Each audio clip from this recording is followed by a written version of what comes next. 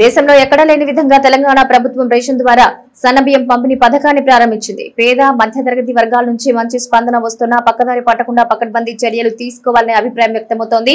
తూనికల్లో మోసం, బ్లాక్ దందాపై సర్వత్రా అనుమానాలు వ్యక్తమవుతున్నాయి. రేషన్ షాపుల నిర్వాహకులు సమయపాలన పాటించకుండా నో స్టాక్ పేరుతో లబ్ధిదారులను తెప్పించుకోకుండా సివిల్ సప్లై, రెవెన్యూ శాఖల అధికారులు తనిఖీలు ముమ్మరం చేయాలని పలువురు కోరుతున్నారు.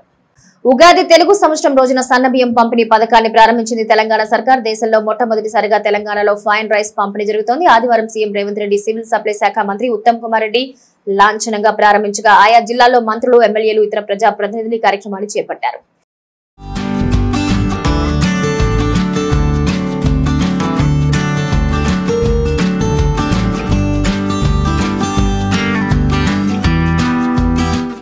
ఏప్రిల్ 1వ తేదీ నుంచి తెలంగాణ వ్యాప్తంగా అన్ని రేషన్ షాపుల్లో దొడ్డు బియ్యానికి బదులుగా సన్న బియ్యం పంపిణీ జరుగుతోంది. రేషన్ కార్డులో లబ్ధిదారుల సంఖ్యను బట్టి ఒక్కొక్కరికి 6 కిలోల సన్న బియ్యం ఇస్తున్నారు. కరీంనగర్ జిల్లాలో 566 రేషన్ షాపుల ద్వారా 2,76,895 మంది లబ్ధిదారులకు సన్న బియ్యం పంపిణీ కొనసాగుతోంది.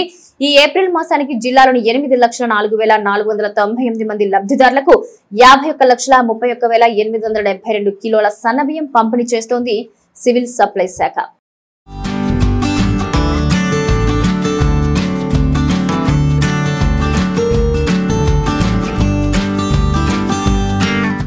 గతంలో రేషన్ షాపుల్లో బియ్యం అక్రమ రవాణాపై అనేక ఆరోపణలు ఉన్న నేపథ్యంలో ప్రస్తుత సన్న బియ్యంపై గట్టి నిఘా ఉంచాల్సిన అవసరం ఉంది. రేషన్ షాపుల్లో తమ్ ద్వారా బియ్యం పంపిణీ జరుగుతూ ఉన్నప్పటికీ తూకంలో మోసం జరిగే అవకాశాలున్నాయి. తూనికలు, కొలతలు, రెవెన్యూ, సివిల్ సప్లై శాఖల అధికారులు ఎప్పటికప్పుడు తనిఖీలు చేస్తే లబ్ధిదారులందరికీ సన్న బియ్యం అందే అవకాశాలుంటాయి. బియ్యం నాణ్యత విషయంలో ఎప్పటికప్పుడు తనిఖీలు నిర్వహించాల్సింది. తౌడు, మెరిగలు, రాళ్లు ఇవి రాకుండా చూసుకోవాలి. ప్రధానంగా రేషన్ షాపుల నిర్వాహకులు నో స్టాక్ బోర్డులు పెట్టి లబ్ధిదారులను తిప్పించుకునే ప్రమాదం ఉంది. నెలలో వరుసగా 20 రోజుల పాటు ఆయా రేషన్ షాపుల్లో స్టాక్ ఉండేలా సివిల్ సప్లై శాఖ అధికారులు ఏర్పాట్లు చేయాల్సింది.